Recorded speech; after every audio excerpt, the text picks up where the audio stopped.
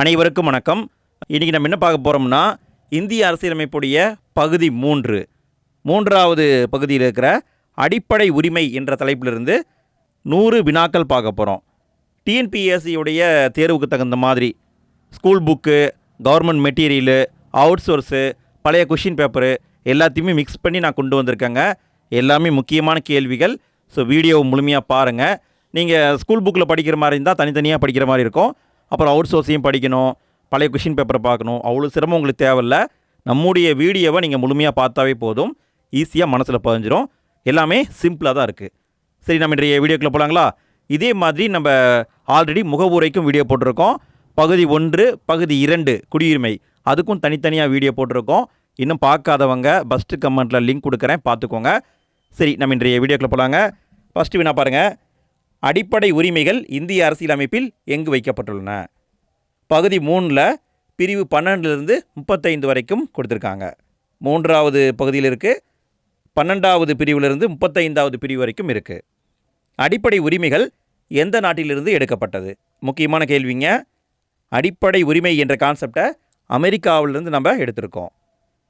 இந்தியாவின் மகாசாசனம் எனப்படும் பகுதி எது? இந்தியாவின் மகாசாசனம் எனப்படும் பகுதி 3வது பகுதி. 3வது பகுதியை இந்தியாவின் மகாசாசனம்னு குறிப்பிடுவாங்க. இந்திய அரசியலமைப்பு சட்டம் நடைமுறைக்கு வரும்பொழுது இருந்த அடிப்படை உரிமைகள் எத்தனை? ஆரம்பத்தில் 7 அடிப்படை உரிமைகள் இருந்தது. இப்போ பார்த்தீங்கன்னா 6 அடிப்படை உரிமைகள் தான் இருக்குது. சொத்துரிமை எந்த சட்ட திருத்தத்தின் மூலம் அடிப்படை உரிமையிலிருந்து நீக்கப்பட்டது? 7 இருக்குன்னு பார்த்தோமா, இதில் நீக்கப்பட்டது சொத்துரிமை. 44வது சட்ட திருத்தம் 1978, இதன் மூலம் நீக்கப்பட்டது. சொத்தை 2ஆக பிரிச்சிட்டாங்க அப்படின்னு ஞாபகம் வச்சுக்கோங்க. 4 2ஆக பிரிச்சிட்டாங்க. 4 + 4 8, 1978 இப்படி ஞாபகம் வச்சுக்கோங்க. அடிப்படை உரிமைகள் எத்தனை தலைப்புகளில் வகைப்படுத்தப்பட்டுள்ளன? இப்போ 6 அடிப்படை உரிமை இருக்குது. அதை 6 தலைப்பில் வகைப்படுத்தி வச்சுருக்காங்க. அடிப்படை உரிமைகளை பொறுத்துக. இதை நல்லா மனப்பாடம் பண்ணிக்கோங்க ஃப்ரெண்ட்ஸ், கண்டிப்பாக தேர்வில் கேட்பாங்க. 14 முதல் 18 வரைக்கும் இருக்கிறது சமத்துவ உரிமை. 19 முதல் 22 வரையும் இருக்கிறது சுதந்திர உரிமை. 23 முதல் 24 வரைக்கும் சுரண்டலுக்கு எதிரான உரிமை. 25 முதல் 28 வரைக்கும் சமய சுதந்திர உரிமை. 29 முதல் 30 வரைக்கும் கலாச்சார மற்றும் பண்பாட்டு உரிமை இருக்குது. சட்டப்பிரிவு 32ன்னு ஒன்று இருக்குங்க. அரசியலமைப்புக்குட்பட்டு தீர்வு காணும் உரிமை. மொத்தம் பார்த்திங்கன்னா 6 அடிப்படை உரிமைகள் இருக்குது. சட்டப்பிரிவு 12ல் அரசு என குறிப்பிடப்பட்டுள்ளவை. சட்டப்பிரிவு 12 அரசுனா என்னன்னு குறிப்பிடுது. இதுக்கான பதில் அனைத்தும் சரி. இந்திய அரசு மற்றும் நாடாளுமன்றம், அனைத்து உள்ளாட்சி அமைப்புகள், எல்ஐசி, ஓஎன்ஜிசி, கெயில் போன்ற சட்டப்பூர்வ மற்றும் சட்டப்பூர்வமற்ற அமைப்புகள், இந்த அனைத்துமே அரசு அப்படின்னு குறிப்பிட்டிருக்காங்க. அடிப்படை உரிமைகளுக்கு முரணான சட்ட திருத்தத்தை நீதிமன்ற மறு ஆய்வுக்கு உட்படுத்துவதை பற்றி கூறும் சட்டப்பிரிவு என்ன? சட்டப்பிரிவு 13ங்க. அடிப்படை உரிமைகளுக்கு முரணான ஒரு சட்ட திருத்தமாக இருந்தால் அதை நீதிமன்றம் மறு ஆய்வுக்கு உட்படுத்துவாங்க. சமத்துவ உரிமைகளை பொறுத்துக. சமத்துவ உரிமையில் 14 முதல் 18 வரையான சட்டப்பிரிவுகள் இருக்குது. 14 என்பது சட்டத்தின் முன் அனைவரும் சமம். 15 என்பது பாகுபாடு காட்டக்கூடாது. 16 என்பது பொது வேலைவாய்ப்புகளில் அனைவருக்கும் சம வாய்ப்பு. 17 என்பது தீண்டாமை ஒழிப்பு. 18 என்பது பட்டங்களை ஒழித்தல். இதெல்லாம் நல்லா மனப்பாடம் பண்ணிக்கோங்க ஃப்ரெண்ட்ஸ். சட்டத்தின் முன் அனைவரும் சமம் என்ற கோட்பாடு எங்கிருந்து பெறப்பட்டது? இங்கிலாந்திலிருந்து எடுத்திருக்கோம். சட்டத்தின் முன் அனைவரும் சமம் என்பது இங்கிலாந்திலிருந்து எடுக்கப்பட்டுள்ளது. சட்டத்தின் மூலம் அனைவருக்கும் சமமான பாதுகாப்பு என்பது எங்கிருந்து பெறப்பட்டது? சட்டத்தின் மூலம் அனைவருக்கும் சமமான பாதுகாப்பு என்பது எங்கிருந்து பெறப்பட்டது? அமெரிக்காவிலிருந்து பெறப்பட்டிருக்கு. நல்லா கவனிங்க. சட்டத்துக்கு முன்னாடி அனைவரும் சமம் என்பது இங்கிலாந்திலிருந்து எடுத்திருக்காங்க. சட்டத்தின் மூலம் அனைவருக்கும் சமமான பாதுகாப்பு என்பது அமெரிக்காவிலிருந்து எடுத்திருக்காங்க. சரியான கூற்றை கண்டறிக. சட்டப்பிரிவு 14 இந்திய குடிமக்களுக்கும் இந்தியாவில் வசிக்கும் பிற நாட்டு குடிமக்களுக்கும் பாதுகாப்பு வழங்குகிறது. சட்டப்பிரிவு 14 இந்திய அரசியலமைப்பின் ஒரு அடிப்படை அங்கமாகும். இதை சட்ட திருத்தத்தின் மூலம் நீக்க முடியாது. இதில் சரி எதுன்னு கேட்டிருக்காங்க. இதுக்கான பதில் இரண்டுமே சரிதாங்க. இதுவும் சரி, இதுவும் சரி, இரண்டும் சரிதான். பாகுபாடு காட்டுவதை தடை செய்யும் சட்டப்பிரிவு என்ன? பாகுபாடு காட்டக்கூடாது என்பது சட்டப்பிரிவு 15. சமூக பொருளாதார ரீதியில் பின்தங்கியவர்களுக்கு சில சலுகைகள் வழங்கலாம் என அரசுக்கு அதிகாரம் வழங்கும் சட்டப்பிரிவு என்ன? சட்டப்பிரிவு 15 16 இந்த ரெண்டுலேயும் உட்பிரிவாக சில பிரிவுகளை சேர்த்திருக்காங்க. அது வந்து பொருளாதார ரீதியிலையும் சமூக ரீதியிலையும் பின்தங்கிய மக்களுக்கு சில சலுகைகளை கொடுக்கலான்னு சொல்லுது. 1951 இந்திய அரசியலமைப்பு சட்டத்தில் மேற்கொள்ளப்பட்ட முதலாவது சட்ட திருத்தத்திற்கு காரணமான வழக்கு என்ன? செண்பகராமன் வழக்கு. மருத்துவ கல்லூரியில் இடம் கிடைக்கல அப்படின்னு அவர் வழக்கு தொடுத்திருப்பார். இதன் மூலமாக இடஒதுக்கீட்டு முறையை ரத்து பண்ணியிருப்பாங்க. அதனால் ஜவஹர்லால் நேரு அவர்கள் முதலாவது சட்ட திருத்தத்தை கொண்டு வந்திருப்பாங்க. ஸோ இதை பார்த்துக்கோங்க. முதலாவது சட்ட திருத்தத்தின் மூலம் சேர்க்கப்பட்ட சட்டப்பிரிவுகள் என்ன? இதுக்கான பதில் 15 உட்பிரிவு 4, 16 உட்பிரிவு 4. 15 4, 16 4. நம்ம முன்னாடி பார்த்தோம் இல்லைங்களா, நலிந்த பிரிவினருக்கு இடஒதுக்கீடு கொடுக்கலான்னு சொல்லி பார்த்தோம் இல்லைங்களா, அதை வந்து இதில் சேர்த்துருப்பாங்க. சரியான கூற்றியது 93வது சட்ட திருத்தம் 2005 கொண்டு வரப்பட்டது. இந்திய அரசியலமைப்பு சட்டத்தின் பிரிவு 15 உட்பிரிவு 5 சேர்க்கப்பட்டது. கல்வி நிறுவனங்களில் SC ST OBC இடஒதுக்கீடு வழங்கியது. இதுக்கான பதில் பார்த்திங்கன்னா அனைத்துமே சரிதாங்க. 93வது சட்ட திருத்தம் 2005 கொண்டு வந்திருக்காங்க. அதனால் சட்டப்பிரிவு 15 உட்பிரிவு 5ங்கிறது சேர்த்துறாங்க. அதனால் கல்வி நிறுவனங்களில் SC ST OBC மக்களுக்கு இடஒதுக்கீடு கொடுத்துருக்காங்க. அரசு பணியில் அனைவருக்கும் சம வாய்ப்பு என்று கூறும் சட்டப்பிரிவு என்ன? சட்டப்பிரிவு 16 பொது வேலைவாய்ப்பில் அனைவருக்கும் சம வாய்ப்புன்னு சொல்லியிருப்பாங்க. அரசு பணிகளில் பொருளாதாரத்தில் நலிந்த பிரிவினருக்கு 10% இடஒதுக்கீடு வழங்கிய சட்ட திருத்தம் என்ன? இப்போ சமீபத்தில் கொண்டு வந்தாங்க 103வது சட்ட திருத்தம் 2019. இதில் என்ன சொல்லியிருப்பாங்கன்னா, பொருளாதாரத்தில் நலிந்த பிரிவினராக இருந்தால் அவங்களுக்கு அரசு பணியில் அரசுடைய பணிகளில் 10% இடஒதுக்கீடு கொடுத்துருக்காங்க. தீண்டாமை ஒழிப்பு பற்றி கூறும் சட்டப்பிரிவு என்ன? சட்டப்பிரிவு 17 தீண்டாமை ஒழிப்பு. தீண்டாமை ஒழிப்பு சட்டம் இயற்றப்பட்ட ஆண்டு எது? தீண்டாமையை ஒழிக்கணுங்கிறதுக்காக தனியாக ஒரு சட்டம் கொண்டு வந்திருக்காங்க. 1955 கொண்டு வந்திருக்காங்க. குடிமை உரிமைகள் பாதுகாப்பு சட்டம் என பெயர் மாற்றப்பட்ட ஆண்டு. தீண்டாமை ஒழிப்பு சட்டம் இருக்கு இல்லைங்களா, இதை வந்து இப்படி பேர் மாற்றினாங்க. 1976 பேர் மாற்றம் செய்யப்பட்டிருக்கும். பட்டங்களை ஒழிப்பது பற்றிய சட்டப்பிரிவு என்ன? பட்டங்கள் ஒழித்தல் என்பது சட்டப்பிரிவு 18. திரும்ப சொல்கிறேன், ரீகால் பண்ணிக்கோங்க. சட்டப்பிரிவு 14 என்பது சட்டத்தின் முன் அனைவரும் சமம். 15 என்பது யாரையும் பாகுபடுத்தக்கூடாது. 16 என்பது அரசு வேலைவாய்ப்பில் சம வாய்ப்பு. 17 என்பது தீண்டாமை ஒழிப்பு.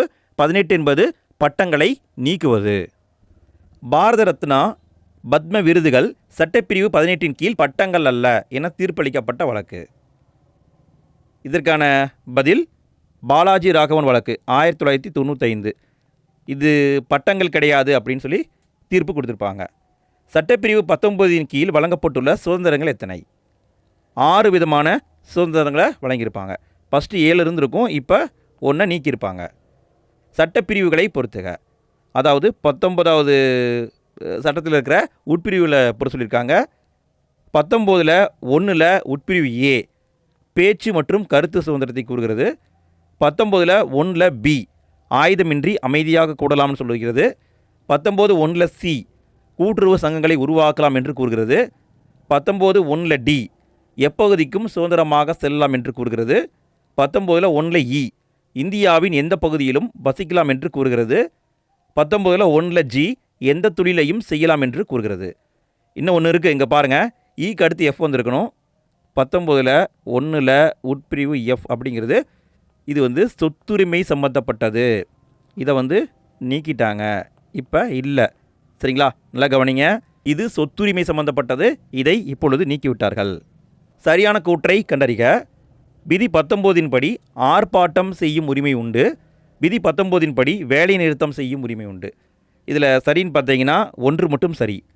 அதாவது 19 உட்பிரிவு 1 வந்து சொல்லியிருப்பாங்க இல்லைங்களா, அதாவது ஆயுதமின்றி கூடலாம், நம்ம போராட்டம் பண்ணலாம், ஆனால் வேலை நிறுத்தம் பண்ண முடியாது. குற்றம் சாட்டப்பட்ட நபர்களுக்கான உரிமைகளை பற்றி கூறும் சட்டப்பிரிவு என்ன? சட்டப்பிரிவு 20 குற்றம் சாட்டப்பட்டவர்களுக்கான உரிமைகளை பற்றி பேசுது. வாழ்க்கை மற்றும் தனிநபர் சுதந்திரத்தை பற்றி கூறும் சட்டப்பிரிவு என்ன? சட்டப்பிரிவு 21 வாழ்க்கை மற்றும் தனிநபர் சுதந்திரத்தை பற்றி பேசுகிறது. நீதிபதி KS புட்டசாமி வழக்கு 2017 நடைபெற்றதுங்க. இது எதை பற்றியது? இது தனியுரிமை அடிப்படை உரிமை என்பதை பற்றியது. அதாவது ஆதார் வழக்குங்க. ஆதாருடைய தகவலை நீங்கள் தனியாக வச்சுக்கணும் அப்படின்னு சொல்லியிருப்பாங்க. ஸோ இதுதான் அந்த KS புட்டசாமி வழக்கு. இதே மாதிரி சில முக்கியமான வழக்குகளை நம்ம சேனல்லேயே வந்து நோட்ஸ் வீடியோவாக போட்டிருக்கோம். பார்க்காதவங்க ஃபஸ்ட்டு கமெண்ட்டில் லிங்க் கொடுக்குறேங்க, பார்த்துக்கோங்க. 6 முதல் 14 வயது வரை இலவச மற்றும் கட்டாய கல்வி அளிப்பதை அடிப்படை உரிமை என அறிவிக்கும் சட்டப்பிரிவு என்ன? சட்டப்பிரிவு 21 உட்பிரிவு ஏ. தொடக்க கல்வியை அடிப்படை உரிமையாக சேர்த்த சட்டத்திருத்தம் எது? 86வது சட்டத்திருத்தம் 2002. இதை சட்டப்பிரிவு 21 தொடக்க கல்வி, நல்ல கவனிங்க, தொடக்க கல்வி என்பது தான் அடிப்படை உரிமையாக சேர்க்கப்பட்டுள்ளது. 86வது சட்டத்திருத்தம் 2002 மூலம் திருத்தப்பட்ட சட்டப்பிரிவு என்ன? சட்டப்பிரிவு 45. 45 திருத்தி அங்கிருந்து பகுதியை பிரித்து கொண்டு வந்து தான் 21 சேர்த்திருக்காங்க. 86வது சட்டத்திருத்தம் 2002 மூலம் மாநில அரசுகள் எத்தனை வயது வரை முன்பருவ மழலையர் கல்வியை வழங்க வேண்டும்? 6 வயது வரைக்கும் மாநில அரசு கொடுக்கணும், அதுக்கு மேலே சென்ட்ரல் கவர்மெண்ட்டு கொடுத்துக்குவாங்க. இலவச மற்றும் கட்டாய கல்வி உரிமை சட்டம் 2009 நடைமுறைக்கு வந்த ஆண்டு. ஆர்டிஇ அப்படின்னு சொல்லுவாங்க. இது நடைமுறைக்கு வந்த ஆண்டு 2010 ஏப்ரல் 1. 2010 ஏப்ரல் 1 தான் நடைமுறைக்கு வந்திருக்கும். கைது மற்றும் தடுப்பு காவலுக்கு எதிரான பாதுகாப்பு உரிமை பற்றி கூறும் சட்டப்பிரிவு என்ன? சட்டப்பிரிவு 22. சட்டப்பிரிவு 22 படி கைது செய்யப்பட்ட ஒருவரை எத்தனை மணி நேரத்திற்குள் நீதிபதி முன் ஆஜர்படுத்த வேண்டும்? 24 மணி நேரத்தில் ஆஜர்படுத்த வேண்டும். சரியான கூற்றை கண்டறிக. ஒருவரை ஆலோசனை குழுவின் ஒப்புதல் இல்லாமல் 3 மாதங்களுக்கு மேல் தடுப்பு காவலில் வைக்கக்கூடாது. 44வது சட்ட திருத்தம் 1978 தடுப்பு காவல் காலத்தை 2 மாதங்களாக குறைத்தது. இதுக்கான பதில் பார்த்தீங்கன்னா இரண்டுமே சரிதாங்க. 44வது சட்ட திருத்தம் 1978 பண்ணாங்க. இதில் 3 மாதம் அப்படிங்கிறது வந்து 2 மாதமாக குறைச்சாங்க. ஆனால் இன்னும் நடைமுறைக்கு வரல. ஸோ இப்போ கரண்ட்டில் பார்த்தீங்கன்னா இப்படி தான் இருக்குது. ஆலோசனை குழுவுடைய ஒப்புதல் இல்லாமல் 3 மாதங்களுக்கு மேலே ஒருத்தரை தடுப்பு காவலில் வைக்க முடியாது. தடுப்பு காவல் சட்டங்களை நாடாளுமன்றம் இயற்ற வழிவகுக்கும் சட்டப்பிரிவு. சட்டப்பிரிவு 22. தேசிய பாதுகாப்பு சட்டம் 1980. இந்த சட்டத்தின் கீழ் ஒரு நபரை முறையாக குற்றச்சாட்டு பதிவு செய்யாமல் எத்தனை மாதங்கள் வரை தடுப்பு காவலில் வைக்க முடியும்? 12 மாதங்கள் வரைக்கும் வைக்கலாம். மனித கடத்தல் மற்றும் கட்டாய உழைப்புக்கு தடை விதிக்கும் சட்டப்பிரிவு என்ன? சட்டப்பிரிவு 23. மனித கடத்தல் கூடாது, கட்டாய உழைப்பு கூடாது, கொத்தடிமை முறை ஒழிப்பு. இதை நல்லா நோட் பண்ணிக்கோங்க. கொத்தடிமை முறை ஒழிப்புங்க. பேகார் முறையை தடை செய்யும் சட்டப்பிரிவு.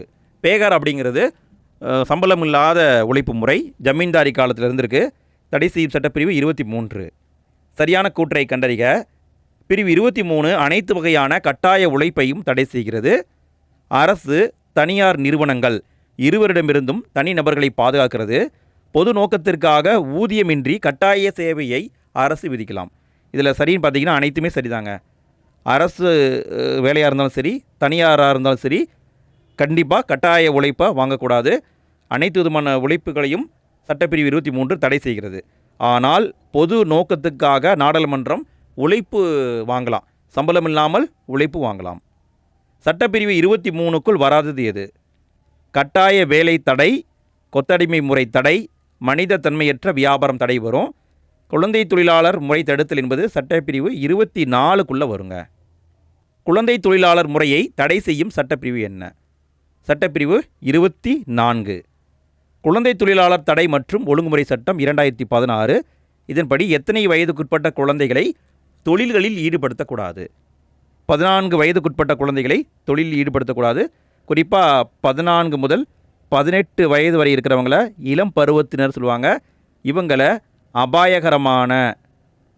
அபாயகரமான வேலைகளில் ஈடுபடுத்தக்கூடாது.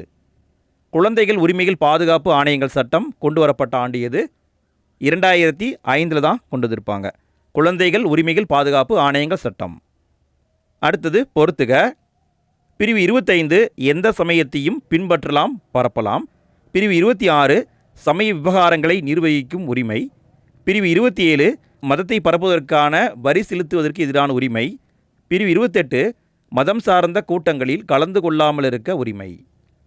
சிறுபான்மையினரின் எழுத்து, மொழி மற்றும் கலாச்சாரத்தை பாதுகாக்கும் சட்டப்பிரிவு எது? சட்டப்பிரிவு 29. சிறுபான்மையினர் கல்வி நிறுவனங்கள் நிர்வகிக்கும் சட்டப்பிரிவு. சட்டப்பிரிவு 30. இந்த இரண்டுமே சிறுபான்மையினருக்கு வருங்க. 29 படி எழுத்து, மொழி கலாச்சாரத்தை பாதுகாக்கணும். 30 படி அவங்க கல்வி நிறுவனங்களை உருவாக்கி நடத்தலாம். அரசியலமைப்பின் மிக முக்கியமான பிரிவு அரசியலமைப்பின் ஆன்மா மற்றும் இதயம் என டாக்டர் அம்பேத்கரால் குறிப்பிடப்பட்டது எது? சட்டப்பிரிவு 32. இதை அரசியலமைப்பின் மிக முக்கியமான பிரிவுன்னு சொல்லியிருக்காங்க. அரசியலமைப்பின் ஆன்மா மற்றும் இதயம்னு குறிப்பிட்டிருக்காங்க. ஆயுதப்படைகள், துணை இராணுவ படைகள், காவல்துறை, உளவுத்துறை மற்றும் தொலைத்தொடர்பு அமைப்புகளில் பணியாற்றுபவர்களின் அடிப்படை உரிமைகளை கட்டுப்படுத்தவோ ரத்து செய்யவோ நாடாளுமன்றத்துக்கு முழு அதிகாரம் உண்டு என்று கூறும் சட்டப்பிரிவு என்ன? 33வது பிரிவு. நாட்டின் ஏதாவது ஒரு பகுதியில் இராணுவ சட்டம் அமலில் இருக்கும் காலகட்டத்தில் அங்கு அடிப்படை உரிமைகளை தற்காலிகமாக முடக்க மேற்கொள்ளப்பட்ட நடவடிக்கைகளுக்கு நாடாளுமன்றம் சட்ட பாதுகாப்பு வழங்கவும் இழப்பீடுகளை தீர்மானிக்கவும் வழிவகை செய்யும் சட்டப்பிரிவு என்ன? சட்டப்பிரிவு 34. தீண்டாமைக்கு எதிராக தண்டனை வழங்குவது, மனித கடத்தல் மற்றும் கட்டாய தொழிலுக்கு தடை விதிப்பது போன்றவற்றுக்கு மாநில அரசுகள் சட்டம் இயற்ற முடியாது. நாடாளுமன்றம் மட்டுமே பிரத்யேகமாக சட்டம் இயற்ற முடியும் என்று கூறும் சட்டப்பிரிவு என்ன? 35வது சட்டப்பிரிவு. தீண்டாமைக்கு எதிராக தண்டனை கொடுக்கிறது, மனித கடத்தல், கட்டாய தொழிலுக்கு தடை விதிப்பது பாராளுமன்றம் தான். இதை சொல்லக்கூடியது 35வது சட்டப்பிரிவு. பகுதி 3லிருந்து நீக்கப்பட்டவை எவை? சட்டப்பிரிவு 19ல் 1ல் உட்பிரிவு எஃப் இதுவையும் 31 நீக்கிட்டாங்க. 31 என்பது சொத்துரிமை. அதே மாதிரி 19ல் 1ல் உட்பிரிவு எஃப் என்பதும் சொத்துரிமை தான். இரண்டும் நீக்கப்பட்டுள்ளது. சொத்துரிமையை அடிப்படை உரிமையிலிருந்து நீக்கிய சட்ட திருத்தம் இது? 44வது சட்ட திருத்தம் 1978. சரியான கூற்றை கண்டறிக. சொத்துரிமை தற்பொழுது பகுதி 12ல் பிரிவு 300A உள்ளது. சொத்துரிமை தற்பொழுது அரசியலமைப்பு உரிமையாக உள்ளது. இதில் எது சரின்னு கேட்டிருக்காங்க? இரண்டுமே சரிதாங்க. நல்லா கவனிங்க. இது அடிப்படை உரிமைன்னு கொடுக்கப்படலை, அரசியலமைப்பு உரிமை, அதாவது சட்ட உரிமை அப்படின்னு கொடுத்துருக்காங்க. இதனுடைய பொருள் சட்ட உரிமை தான். ஸோ இங்கே பார்த்தீங்கன்னா இரண்டுமே சரிதான். 1951ஆம் ஆண்டின் முதல் திருத்தச் சட்டத்தால் சேர்க்கப்பட்ட 31B பிரிவின்படி எத்தனையாவது அட்டவணையில் இடம்பெற்றுள்ள எந்த ஒரு சட்டமும் அடிப்படை உரிமைகளை மீறுகிறது என்ற அடிப்படையில் வழக்கு தொடுக்க முடியாது. இதுக்கான பதில் 9வது அட்டவணை. 9வது அட்டவணையில் என்ன இருக்குதோ அதன் மீது அடிப்படை உரிமையை மீறுகிறது என்று வழக்கு தொடுக்க முடியாது. 24 ஏப்ரல் 1973க்கு பிறகு 9வது அட்டவணையில் சேர்க்கப்பட்ட சட்டங்கள் மற்றும் சரத்துகள் 14, 15, 19, 21 அல்லது அடிப்படை கட்டமைப்பை மீறினால் அவை நீதித்துறை மறு ஆய்வுக்கு உட்பட்டவை என்று உச்சநீதிமன்றம் தீர்ப்பளித்த வழக்கு. IR கோயல் வழக்கு 2007 நடைபெற்றதுங்க. அதில் இந்த காலக்கெடுவை கொடுத்துருக்காங்க. 24 ஏப்ரல் 1973க்கு பின்னாடி 9வது அட்டவணையில் சேர்த்துருந்தீங்கன்னா ஒருவேளை இந்த பிரச்சனையெல்லாம் உருவாகுதுன்னா அதை மறு ஆய்வு பண்ணுவோம்னு சொல்லியிருக்காங்க. அதுக்கு முன்னாடினா பண்ண முடியாது. 9ஆம் அட்டவணையின் தொடக்கத்தில் தற்போதுள்ள பிரிவுகள் எத்தனை? தொடக்கத்தில் 13 இருந்தது, தற்பொழுது 282 இருக்குது. பிரிவு 19ல் 1ல் உட்பிரிவு ஏ, பிரிவு 19ல் 1ல் உட்பிரிவு ஜி ஆகியவற்றின் கீழ் இணையத்தை பயன்படுத்துவதும் அடிப்படை உரிமையாகும் என்று உச்சநீதிமன்றம் அறிவித்த வழக்கு. அனுராதா பாஸின் வழக்கு 2020 தான் சொல்லியிருப்பாங்க. அதாவது இது பேச்சு மற்றும் கருத்து சுதந்திரம். இது பார்த்திங்கன்னா எந்த தொழிலையும் செய்யலாம். இந்த இரண்டுக்குமே இணையம் என்பது அடிப்படையான விஷயம்தான். ஸோ இணையம் என்பது அடிப்படை உரிமைன்னு இந்த வழக்கில் சொல்லியிருப்பாங்க. சரியான கூற்றை கண்டறிக. உச்சநீதிமன்றம், உயர்நீதிமன்றங்கள் இரண்டும் 5 வகையான நீதி பேராணைகளை வெளியிடும் அதிகாரம் பெற்றுள்ளன. உச்சநீதிமன்றம் அரசியலமைப்பின் பாதுகாவலன் என அழைக்கப்படுகிறது. இதுக்கான பதில் பார்த்திங்கன்னா இரண்டுமே சரிதாங்க. உச்சநீதிமன்றம், உயர்நீதிமன்றம் ஆகியவை நீதி பேராணைகளை வழங்க வழிவகை செய்யும் சட்டப்பிரிவுகள் என்ன? உச்சநீதிமன்றம் சட்டப்பிரிவு 32 படியும் உயர்நீதிமன்றம் 226 படியும் நீதி பேராணைகளை வெளியிடலாம். இதை குரூப் 4ல் கேட்டிருந்தாங்க ஃப்ரெண்ட்ஸ். சட்டத்திற்கு புறம்பாக ஒருவர் கைது செய்யப்படுவதிலிருந்து பாதுகாப்பு அளிக்கும் நீதி பேராணை எது? ஆட்கொணர்வு நீதி பேராணை, ஹேபியஸ் கார்பஸ். மனுதாரர் சட்ட உதவியுடன் தனது மனு தொடர்பான பணியை சம்பந்தப்பட்ட துறையிலிருந்து நிறைவேற்றிக் கொள்ள உதவும் நீதி பேராணை எது? கட்டளையுறுத்தும் நீதி பேராணை, மாண்டமஸ். ஒரு கீழ் நீதிமன்றம் தனது சட்ட எல்லையை தாண்டி செயல்படுவதை தடுக்கும் நீதி பேராணை எது? தடையுறுத்தும் நீதி பேராணை, புரோஹிபிஷன். உயர்நீதிமன்றம் ஆவணங்களை நியாயமான பரிசீலனைக்கு தனக்கோ அல்லது உரிய அதிகாரிக்கோ அனுப்ப கீழ் நீதிமன்றங்களுக்கு இடும் ஆணை எது? ஆவணக்கேட்பு நீதி பேராணை, செர்சியோரரி. சட்டத்திற்கு புறம்பாக தகாத முறையில் அரசு அலுவலகத்தை கைப்பற்றுவதை தடை செய்யும் நீதி பேராணை எது? குவாரண்டோ, தகுதி முறை வினவும் நீதி பேராணை. மொத்தம் 5 விதமான நீதி பேராணைகள் இருக்குது. 352 தேசிய அவசர நிலையின் போது தாமாகவே நிறுத்தப்படும் அடிப்படை உரிமை எது? 19வது அடிப்படை உரிமை தாமாகவே நிறுத்தப்படும். நெருக்கடி நிலை காலத்தில் அடிப்படை உரிமைகள் பறிப்பு என்பது எங்கிருந்து எடுக்கப்பட்டது? ஜெர்மனியிலிருந்து எடுத்திருக்காங்க. ஜெர்மன் அரசியலமைப்பை வெய்மர் அரசியலமைப்புன்னு சொல்லுவாங்க. வெய்மர் அப்படின்னு சொல்லுவாங்க. அங்கிருந்து எடுத்திருக்காங்க. நெருக்கடி நிலை காலத்தில் நிறுத்த இயலாத சட்டப்பிரிவுகள் எவை? சட்டப்பிரிவு 20 மற்றும் 21 நிப்பாட்ட முடியாது. 20, 21 மனப்பாடம் பண்ணிக்கோங்க ஃப்ரெண்ட்ஸ். இதை கேட்டிருக்காங்க. சரியான கூற்றை கண்டறிக. 1978 சொத்துரிமை அடிப்படை உரிமையிலிருந்து நீக்கப்பட்டது. அடிப்படை உரிமைகள் முழுமையானவை அல்ல.